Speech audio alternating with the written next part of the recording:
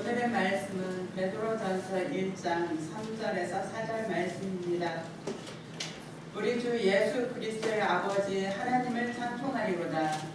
그의 많으신 긍휼대로 예수 그리스도를 죽은 자 가운데서 부활하게 하심으로 말미암아 우리를 거듭나게 하사 산 소망이 있게 하시며 썩지 않고 더럽지 않고 쇠하지 아니하는 유업을 믿게 하시나니 곧 너희를 위하여 하늘에 간직하신 것이라. 아멘. 자, 여러분, 제가 하는 말 따라합니다. 나는 하나님의 자녀입니다. 하나님은 나의 아버지이십니다. 믿으십니까? 네. 이게 믿어져야 오늘 말씀이 이해가 되고 은혜가 됩니다.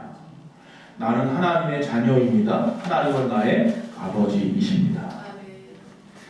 오늘 우리가 제목이 산소망이라고 했어요. 자, 산소망이라는 말씀을 들으면 또 그 반대되는 것도 있나 하는 생각이 들 수도 있어요. 산소망의 반대말은 뭘까요? 산소망의 반대말은 뭐예요? 죽은 소망인가요? 절망? 성경에서는 뭐라고 할까요? 살아있는 소망의 반대말. 22절에 나와 있는데 썩어질 것이 썩어질 것. 썩어질 소망, 썩어질 소망. 자, 산소망이 있고 썩어질 소망, 죽은 소망이 아니야. 죽은 소망은 없습니다. 썩어질 소망이라고 말했어요. 즉 썩어질 소망은 뭘까요? 이 땅의 것들을 말하는 거죠. 이 땅의 소망들은 결국은요 썩어지고 사라지고 없어질 거예요. 내가 죽으면. 또 아니면 어떤 상황 때문에. 하지만 산소망이 있답니다. 영원히 산 소망. 이것은 예수 소망. 할렐루야. 하늘의 소망. 구원을 이야기하는 거예요. 오늘 산 소망이라는 얘기는 바로 그 말씀인 거죠. 이런 말씀을 들어보셨을 겁니다. 현재의 고난은 장차 얻을 영원한 저 미래의 영광과 비교할 수도 없다. 혹시 들어보셨습니까? 현재 지금 여러분이 닥친 그 고난은요 장차 여러분이 미래에 얻을 그 영광과 비교할 수도 없답니다. 근데 이 말을 좀 바꿔야 돼요. 사실은 21세기 살아가는 우리 입장에서 예수 믿는다고 고난받는 사람은 한국 사람 중에서 그렇게 많지 않아요. 이단 믿는다고 고난당하는 사람이 있어요. 자, 예수 믿는 사람들 우리 입장에서 지금 보면 현재의 고난이라기보다는요 현재의 수고와 현재의 애씀은 결국 장차 얻을 영광과 비교할 수 없습니다.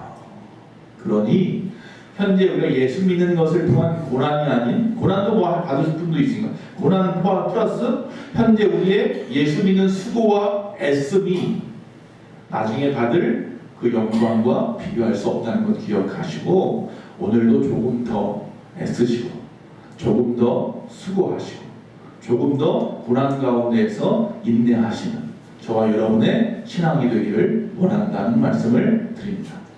자, 우리가 지금 읽은 말씀은 베드로전서입니다. 그렇죠? 베드로전서 1장을 읽어서 오늘 1장 전체를 볼 거예요.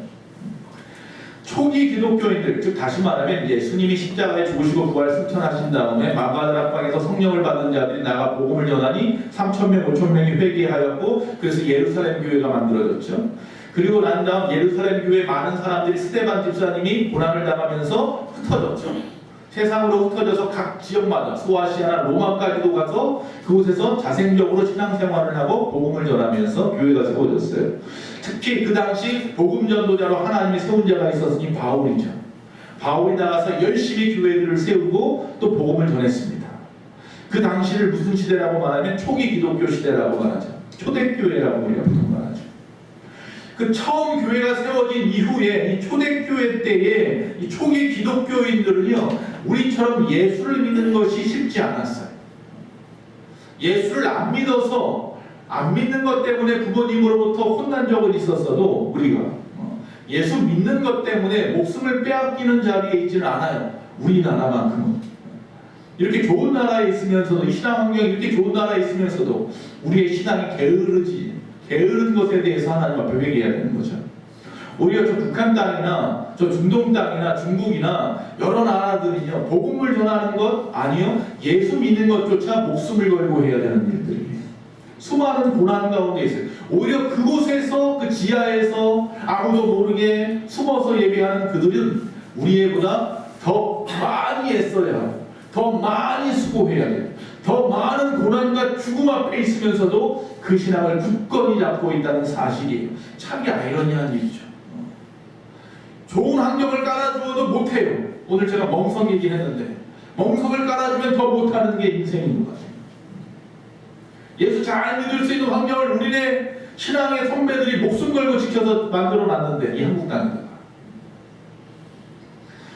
그 초기 기독교는 예수 믿는다는 이유 때문에 살아야 했던 그 고향에서 추방당하기도 하고 또 유대교가 아니라고 하면서 유대교 가문에서 파문당하기도 하고 심지어는 죽음까지도 각오해야 했다는 사실입니다. 따라서 이 초기 기독교에서의 고난은요 오히려 역설적으로 그리스도인이 되어가는 당연한 과정이라고 생각했을 수도 있어요. 야, 내가 이제 그리스도인답다. 고난도 당하고 어려움도 당하고 수많은 수고와 애씀을 함으로 인해서 내가 예수 믿는다는 것이 확연히 드러나는 것이 오히려 나는 기쁘다. 그것이 초대교회의 신앙의 모습들이었어요. 그러나 예수님의 그 십자가의 고난이 부활의 또 승리의 영광의 전주곡이었던 것처럼 우리의 고난도 우리의 수고도 우리의 애씀도 결국은 하나님이 예비하신 저 영광의 전주곡이라는 사실을 믿기 때문에 그래서 그 신앙을 굳건히 지켰다는 사실입니다. 그래서 오늘 베드로전서에 나와 있는 이 말씀에서 쭉 읽다 보면 2장에 넘어가서 9절에 뭐라고 말하냐면 그리스도인들을 뭐라고 당당하게 이야기하냐면 왕같은 제사장이요 거룩한 나라요 하나님의 소유된 백성이라 그럽니다. 이런 고난 가운데 수고와 애씀 가운데 끝까지 믿음 지키고 신앙생활하는 우리를 향하여 베드로가 칭찬합니다. 요새 무슨 드라마에서 뭐 잘한다 누구야 이렇게 하는 것처럼 하나님의 사람인 이 베드로가 저와 여러분을 향하여 그리스도를 향하여 잘한다 왕같은 제사장이요 거룩한 나라요 하나님의 소유된 백성아 박수 쳐주는 거예요. 우리 옆 사람을 바라보면서 박수 쳐주십시오. 할렐루야. 치기 싫어가지고 없어지는 것 같아. 왕같은 제사장이요 거룩한 나라니까요. 하나님의 소유된 백성이라니까요. 그렇기 때문에 우리가 지금 잠시 고난을 받고 수고하고 애쓰는 것 이것은 결국 지나갈 것이기에 지금 이 순간 조금 더 근신하고 조금 더 사랑하고 조금 더 믿음을 지키려고 애쓰는 저와 여러분 되시기를 원합니다. 자, 오늘 2절 후반부에 보면 이런 말씀이 있습니다. 은혜와 평강이 너희에게 더욱 많을지어다. 은혜와 평강이 너희에게 더욱 많을지어다.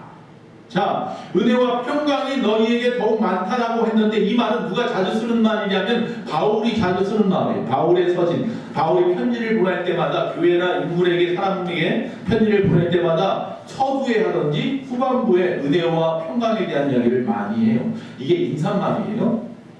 그런데 이 은혜라는 말은 헬라식 인사예요. 그러면 평강이라는 말은 유대식 인사예요. 히브리식 인사예요. 근데 그 두 말을 다 넣었어요. 그래서 복음을 받아들이는 자들을 향한 축복인데, 즉 복음을 받아들이는 자마다 은혜와 평강이 많아지기를 원합니다라는 이야기인데, 이 은혜라는 말은 복음의 시작이에요. 복음의 시작에 하나님의 은혜로 시작하죠. 그러면 평강이라는 말은 복음의 결과예요. 복음을 통하여 우리가 평강을 누리죠. 그래서 은혜와 평강이 더욱 많을지어다라는 말은 무슨 말이냐면 즉 결국은 하나님의 그 처음과 나중에 그 놀라우신 보호하신 인도하신 사랑하신 그 풍만한 은혜가 우리 편이다라는 겁니다. 내 것이다라는 거예요. 즉 어려움을 당하고 고난을 당하고 있는 기독교인들을 향하여 이 편지를 쓰면서 바울이나 베드로가 은혜와 평강이 더욱 많을지어다 하는 말을 볼 때마다 그 고난 가운데 힘들어서 포기할까? 도망갈까? 어떻게 하지? 두려움에 떨고 있는 기독교인들이 편지를 보면서 눈물을 흘릴 수밖에 없는 거예요.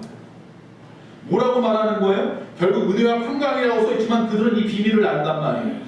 하나님은 처음이나 나중이나 언제나 당신 편입니다 라는 뜻이에요. 하나님은 처음에도 당신 편이었고 은혜로, 하나님은 나중에도 당신 편이에요. 평강으로. 할렐루야. 그 이야기. 자, 이 서신은 이 베드로전서는 기록된 시기가 AD 63년에서 64년. 예수님이 십자가에서 죽으시고 30년이 지난 후에 엄청난 폭정이 있었죠. 네로 황제 때 수많은 사람들이 유대인들이 죽임을 당하였죠. 자기가 불질러 놓고는 말이죠. 로마에다가 기독교인들이 불질렀다고 해서 잡아다가 죽이고 말이죠. 원형 경기장 안에서 십자가에 매달고 불살라 죽이고 사자의 밥이 되게 만들고. 그때 베드로가 로마에 머물러 있었잖아요. 그들을 위로하면서 같이 있었단 말이에요. 제자들이 막 그러죠. 주변 사람들이 베드로요 떠나십시오. 여기 있으면 위험하니까 떠나시오. 억지로 어쩔 수 없이 떠나가는데 하나님의 음성이 들렸다면서 네가 보낸 저 땅에 내가 가야겠구나. 베드로가 깜짝 놀라 주여 어디로 가시나니까 후어바디스 범인은 네가 보낸 저 땅 로마에 내가 간다. 베드로가 결국 다시 돌이켜서 돌아가서 결국 거기서 십자가에 거꾸로 못 박혀서 죽었죠. 그 죽은 자리에 지금 바티칸 성당이 있는 거죠.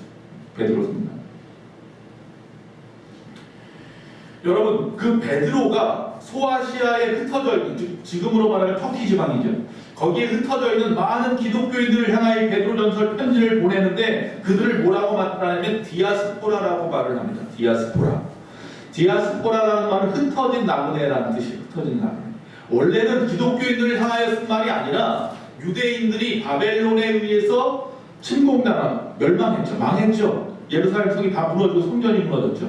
그때 많은 사람이 포로로 잡혀갔죠. 포로로 잡혀가고 또 수많은 사람이 도망갔죠. 세상으로 막 흩어졌어요. 이런 사람들, 피난민들을 향하여 뭐라고 말하냐면 디아스포라라고 했어요. 근데 지금 베드로가 이제는 누구를 향하여? 그리스도인들, 신앙 때문에 도망간 자들, 신앙 때문에 흩어진 자들을 향하여 뭐라고 말하냐면 디아스포라라 말하는 거예요. 즉 다시 말하면 흩어진 나그네라. 저와 여러분을 뭐라고 말하냐면요, 세상으로 흩어진 예수를 믿는 나그네라고 표현합니다. 즉 우리는 이 땅에 잠깐 머물러요. 우리의 고향은 이 땅에 있지 않아요.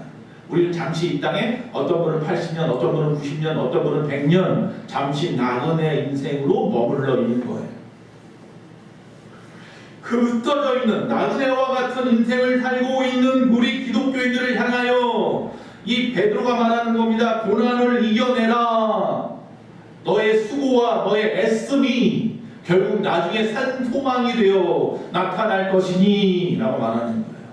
그러면서 믿음 지켜라, 신앙 지켜라. 지금 베드로가 편지 첫 장부터 구구절절히 눈물의 호소를 지금 하고 있는 겁니다. 특별히 그리스도인들은 비록 세상에서 나그네요 이방인처럼 보내지만 그렇게 보여지지만 2절에 보니까 아주 특별한 하나님과의 관계를 이야기하고 있어요. 세 가지 관계인데 뭐라고 되어 있냐면 곧 하나님 아버지의 미리 아심을 따라 성령이 거룩하게 하심으로 순종함과 예수 그리스도의 핏부림을 얻기 위하여 택하심 받은 자들에게 편지하노니 라고 되어 있어요. 디아스포라, 세상에 흩어진 그리스도인들은 세 가지로 표현하는데 첫째는 우리는 저와 여러분을 표현하여 그리스도인들은 하나님 아버지께 미리 택하심을 입은 자입니다. 할렐루야. 두 번째는 또 순종하는 자가 되도록 성령의 거룩하게 하심을 입은 자입니다. 그리고 세 번째는 예수 그리스도의 핏부림을 받은 자입니다. 우리는 어떤 사람이냐면 성도, 성자, 성령 하나님의 보호하심 안에 있는 사람들입니다.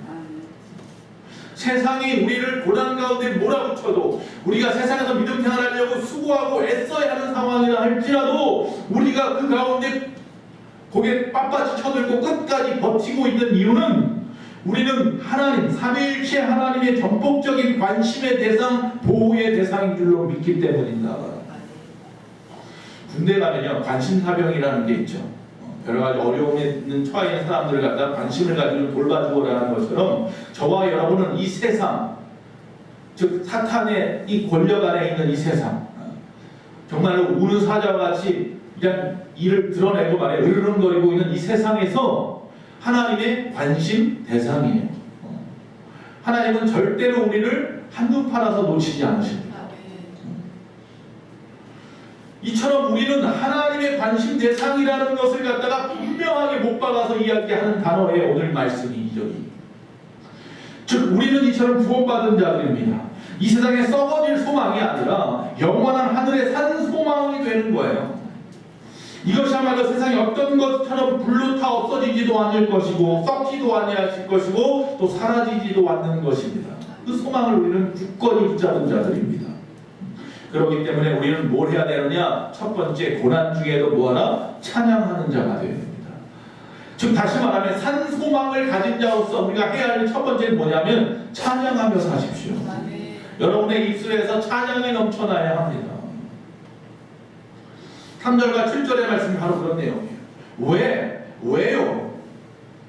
서두에 제가 말씀드렸습니다. 현재의 고난과 애씀은 장차 하늘에서 얻을 영광과 비교할 수 없기 때문입니다. 우리는 지금 불로 연단을 받고 또 고난을 받고 수고와 애씀이 아주 그냥 힘들고 그래도 결국 하나님의 능력에 보호하심을 받는 금보다 귀하고 영광스럽고 존귀한 존재입니다. 라는 이야기예요. 사드락과 메삭과 아벳느고가 풀무불 단지에 불덩어리에 던졌을 때도 하나님이 그들을 구해내셔서 영광과 존귀한 존재로 세우셨습니다. 다니엘을 사자굴 속에 집어넣었어도 오히려 사자들과 함께 어울리면서 오히려 그가 드러나면서 금보다 존귀한 존재로 드러났습니다. 바울과 실라가 언제 죽을지 모르는 감옥의 어두컴컴한 가운데 들어가서 뭐했다? 오히려 찬양했더니 모든 창고가 풀어지고 옥문이 열리고 그러나 도망가지 아니하고 오히려 간수를 구원하고 세례주고 말이죠. 오히려 존귀한 자로 금보다 귀한 존재로 드러났다라는 거예요. 저와 여러분은 그런 존재입니다. 현재의 고난 괜찮습니다. 장차 우리가 얻을 영광에 비교할 수 없는 것입니다. 그래서 그들은 이겨냈습니다. 즉 산소망이라는 것은 바로 우리의 찬양의 이유입니다. 왜 찬양합니까? 우리는 산소망을 가졌기 때문입니다.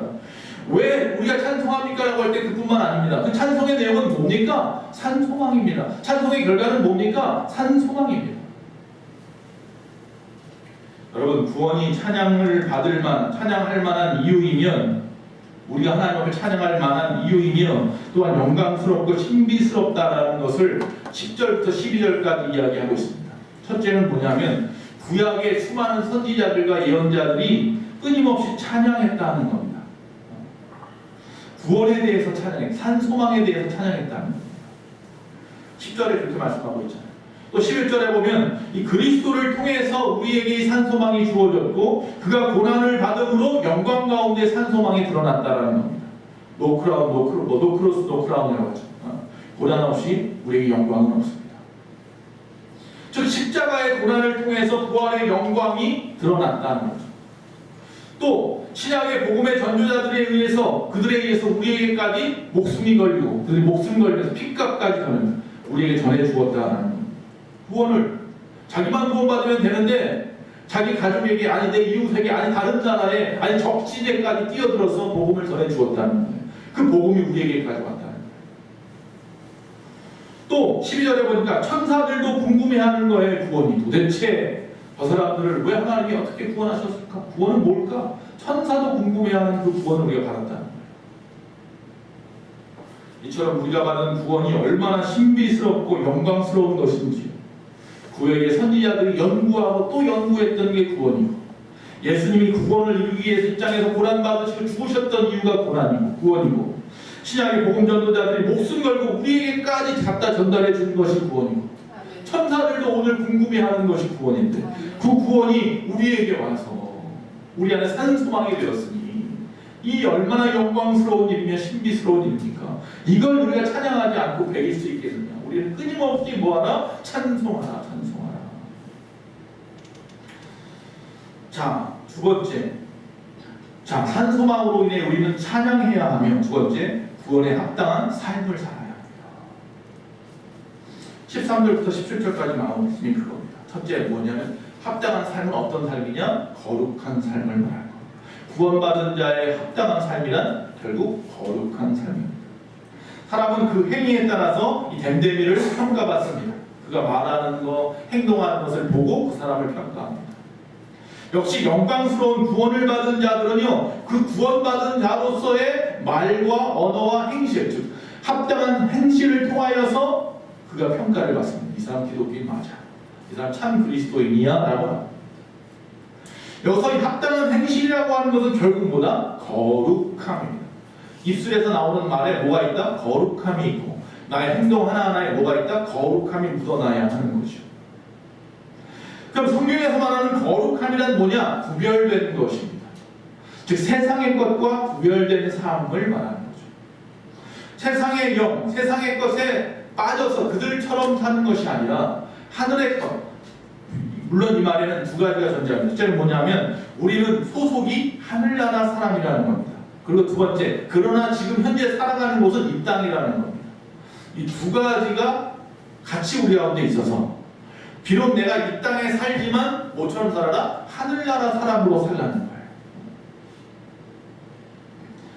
그래서 내가 이 땅에 아직 속해 있기 때문에 아직 내가 죽지 않았잖아요. 내가 천국에 아직 가지 않았기 때문에 이 땅에 속해 있기 때문에 내가 다른 나라에 속해 있으면 내가 천국 사람임을 우리는 당당하게 밝혀야 하는 거예요. 드러내야 하는 거예요. 숨기지 말고 내가 천국 시민이라는 사실을 숨기지 말고 당당하게 드러내고 그리고 오히려 세상 사람들에게 전파해야 하는 거예요. 너도 천국 사람이 될 수 있어. 너도 천국 시민권을 받을 수 있어. 그것이 바로 우리가 이 땅에 있는 이유, 존재의 이유, 사명인 거죠. 아, 나는 천국 시민인데 천국 가야 되는데 왜 아직도 이 땅에 있을까? 아직 내가 해야 할 일이 있는데 바로 그거죠. 그 일을 위하여 하나님 우리에게 각자의 주어진 장소에서 모습대로 포지션대로 우리에게 사명을 이루게 하셨다는 겁니다. 여러분 노벨 평화상을 받은 분들이 많이 있는데 그 중에 남아프리카 공화국 하면 두 분이 생각나는데 한 분이 바로 투투라고 하는 대주교입니다. 이분은 인종차별 철폐운동했던 분인데 그가 그러면 왜 성공의 주교가 되었을까? 그 이유를 이야기합니다. 어린 시절에 아직 인종차별이 있었던 당시에 이 남아프리카 공화국에는요 길을 가다가 흑인과 백인이 부딪히면 흑인은 무조건 뭐예요? 벽에 붙어서 기다려야 되는 거예요. 백인이 갈 때까지. 고개는 안 숙여도 꼭 붙어서 가만히 기다렸다가 백인이 지나가면 지나간대요. 안 그러면 두들겨 맞는 거예요. 잡혀가. 한 번 어머니와 함께 길을 가고 있는데 저 멀리서 백인이 오는 거예요. 그래서 여느 때처럼 똑같이 두 분이 벽으로 이렇게 붙으려고 하니까 그 백인이 막 달려오더니 아유 그러지 마세요. 그러지 마세요. 어머니 먼저 지나가세요. 그리고 지나가더라고요. 인사. 어린 나이에 충격적인 것이었어요. 그래서 엄마한테 물어봤어요. 엄마 저 사람 뭔데? 누군데? 저분이 바로 우리 동네 성공의 주교님이야 라고 하는 거예요. 그래서 그 어린 마음에 꿈이 생겼어요. 나도 뭐가 되겠다? 성공의 주교가 되겠다. 그 백인 그 성공의 주교 한 분의 그 선한 영향력이 누군가를 변화시키고 그 변화된 그 사람이 한 나라를 변화시키는 역사를 일으켰다는 거죠. 그러니까 아무것도 아니잖아요. 백인이었던 그 성공의 주교가 그냥 지나가다가 자기보다 연세 있어 보이는 어머니가 애와 함께 지나가니까 먼저 지나가서 한마디 한 것뿐인데 그 영향력이 한 나라를 완전히 인종차별을 철폐하는 그 일을 이루게 하였다라는 사실이죠. 여러분의 그리스도인다운 모습, 거룩한 삶, 그 태도 하나가 세상을 바꿀 수 있다. 자, 여러분, 우리가 이 선한 영향력을 갖다가 드러내기 위해서 거룩하게 사는 건데, 그럼 거룩함이라는 표준은 있어야 될 거 아니에요. 어떻게 얼마만큼 무엇을 보고 거룩하다라고 이야기하느냐면 그 표준은 바로 하나님이십니다. 거룩함의 속성은 하나님으로부터 나오는 겁니다. 주님께서 그래서 분명하게 말한다. 레위기서 19장 2절에 내가 거룩하니 너희도 거룩하라 말씀했어요. 그 말씀을 그대로 베드로도 16절에 하나님은 거룩하시니 너희도 거룩하라고 하지 않았느냐라고 말하고 있어요. 즉 우리가 그리스도인다 산 소망을 받은 자로서의 합당한 삶을 살아가는 첫 번째 방법은 거룩함인데 그 표준은 누구다? 하나님이다. 즉 하나님을 닮으라는 얘기 뭐냐면 성경에 나와 있는 대로 그 형상을 회복하는 걸 말하는 거죠. 하나님의 형상을 회복하는. 하나님의 형상이 회복된 자가 주님의 재림 때에 기쁨으로 하나님 앞에 나아가는 겁니다. 자녀가 그 부모를 닮는 것이 당연한 것처럼 구원받은 자라면 하나님을 닮는 것이 당연한 것입니다. 하나님을 닮아가려고 하는 것은 자연스러운 것이다. 그러니까 여러분 예수 믿었으면요 하나님을 닮아가는 것은 자연스러워지는 거예요. 그렇게 살아가셔요. 신앙의 양심이 나를 이끄는 대로 살아가십시오. 내 욕심이나 탐심이나 내 이기적인 것, 교만한 마음이 이끌어가는 것이 아니라, 세상이 나를 이끌어가는 것이 아니라 그렇게 살아가시면 돼요. 자연스러워, 어렵지 않아요. 어렵다고 생각하지 마세요. 두 번째 또 생각해 볼 것은 뭐냐면, 우리가 이 땅에서의 거룩함이라고 하는 것은 자연스럽게 살아가는 것이기도 하지만, 또 하나 중요한 것은 의식하고 노력해야 된다는 사실도 기억해야 돼요. 베드로전서 오늘 말씀 13절에 보면, 1장 13절에 보니까 너희 마음의 허리를 동이고 근신하라 이렇게 말하고 있어요. 우리 마음이 있는데, 우리 보통 한국 사람들 마음을 여기라고 얘기하고 어떤 사람도 여기라고 얘기하기도 해요. 어쨌든 이 마음이 있는데, 이 마음을 갖다가 어떻게 하라고요? 마음의 허리를 동이래요. 무슨 끈인가로 동이겠죠. 그냥 어떻게 동이겠어요? 무슨 끈으로 질끈 매라는 거예요. 그리고 근신하래요. 깨어있으라는 얘기예요. 자, 어떤 사람들이 이 당시에 허리띠를 했다고요? 제가 언젠가도 말했어요. 귀족들이나 제사장들은요, 허리띠를 안 했어요. 그럼 이 허리띠를 하고 다니는 사람은 어떤 사람이면 노예들이 허리띠를 했고요. 농부들이 허리띠를 했어요. 운동 경기하는 사람들이 허리띠를 했고요. 군인들이 허리띠를 했어요. 뭔가 하려고 하는 사람들, 일하는 사람, 애써야 하는 사람들이 해야 하는 게 뭐예요? 허리띠예요. 다시 말하면 너희의 마음의 허리를 동이라는 얘기는 너희의 신앙의 양심의 허리를 동이라는 얘기예요. 즉 거룩함을 위해서 노력하라라는 거예요. 온 힘을 다해서 거룩함을 이루어 가시는 저와 여러분 되시기를 바랍니다. 두 번째, 우리의 합당한 행실은 뭐냐 하면, 여기 보니까 형제 사랑이라 22절부터 25절의 이야기예요. 내가 산소망을 받은 자, 구원받은 자로서 하나님을 찬양하는 것이 첫 번째이고, 두 번째, 합당한 행실의 삶을 살아야 되는데, 이 합당한 행실은 두 가지로 이야기하는데, 하나는 거룩함이고 하나님의 표준이 된, 그래서 그것을 위해 노력해야 되는 것이고, 두 번째는 뭐라고요? 형제 사랑이라. 그런데 형제 사랑이라고 22절 말씀하기 전에 베드로가 19절부터 그 이유, 아니면 그 결과라고 할까요? 그 앞에 전제되는 부분을 이야기하고 있어요. 19절에 뭐라고 말하면, 형제 사랑 이야기하기 전에 먼저 예수 그리스도의 피로 우리가 구원받았다는 사실을 기억하라는 거예요. 다시 한번. 구원이라는 것은 뭐냐면요, 무엇인가 속박되고 있는 것을 건져내는 거잖아요. 다시 말하면 저와 여러분은 세상에 속박되어 있는데, 사탄의 지배 안에 속박되어 있었는데, 여기서 이제 하나님의 통치, 하나님의 나라로 구출해내는, 구원해내는, 그게 구원이죠. 즉 노예가, 그 당시에 노예가 은이나 금이나 돈을 주고 주인에게 지불하고 그리고 나서 자유를 얻는 것과 같은 거예요. 그래서 여기서 말하는 구원이라는 것은 죄의 속박 가운데서 벗어나는 것인데, 죄, 사탄의 지배하에 있는 우리를 즉 구원해내기 위해서 뭔가 필요해요. 속전하는 것이. 돈이 필요하든지 뭐가 필요하든 뭘 주고 나를 거기서 자유함으로 구출해내야 돼요. 근데 보통 노예는 돈을 주고 구출해냈는데, 저와 여러분은 사탄으로부터 하나님이 어떻게 구출했다고요? 예수 그리스도의 보혈의 핏값으로 구출했다. 그게 19절 말씀이에요. 그리스도의 보배로운 피라. 그래서 이 그리스도의 피는요, 은과 금과는요 비교할 수 없는 귀중한 것이잖아요. 왜? 피가 뭐였고? 생명이니까요. 돈은요 있어도 그만 없어도 그만이에요. 불편한 정도죠. 그러나 이 피는요 생명이랍니다. 생명. 즉 나를 구원하기 위해서, 자유하게 하기 위해서, 하나님의 편에, 하나님의 나라로 인도하기 위해서 생명 주고 산 거예요. 그래서 보배로운 피, 아무 죄도 없는 흠없는 자의 피, 어린 양의 피, 예수 그리스도의 피값, 그거 외에는 방법이 없었다는 거예요. 그래서 그리스도의 피는 이와 같이 금과 은과 같이 비교할 수 없는 귀중한 것이고, 또 우리의 망령된 행실에서 벗어나게 하는 능력이 충분히 있다. 피를 수혈받았단 말이에요. 우리 안에 예수 그리스도의 보혈의 피로.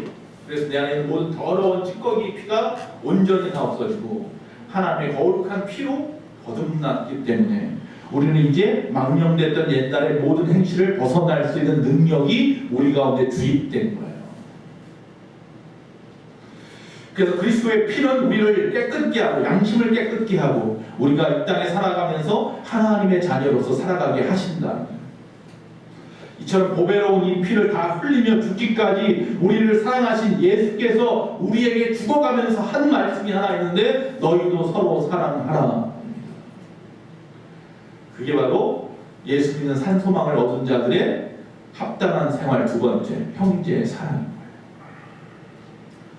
제가 존경하는 목사님 중에 장경철 목사님이 계신데 그분의 신앙으로의 초대라는 책에 보면 신앙생활에 대해서 아주 간단하게 두 가지로 이야기합니다. 신앙생활이 뭐냐 물어본다면 장선이 이렇게 얘기합니다. 실제로 예수 안에서 하나님의 구원의 능력을 인정하고 받아들이는 것, 이게 신앙생활입니다.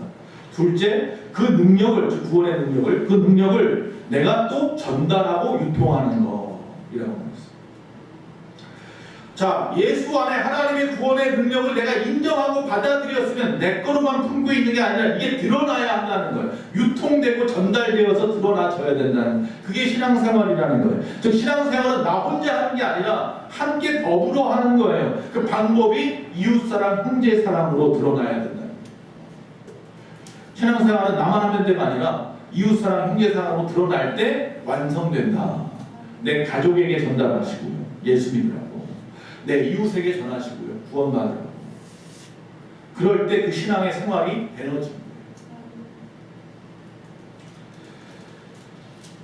그것이 바로 말씀에 순종하는 것이고 그리스도께 순종하는 것이고 형제의 사랑입니다. 우리가 형제를 사랑하라 할 때 우리가 결국 이 말을 좀 기억해야 되는데, 우리가 형제를 사랑하는 이유는 그 형제의 됨됨이나 그 형제의 외모 때문에 사랑하는 것이 아니잖아요.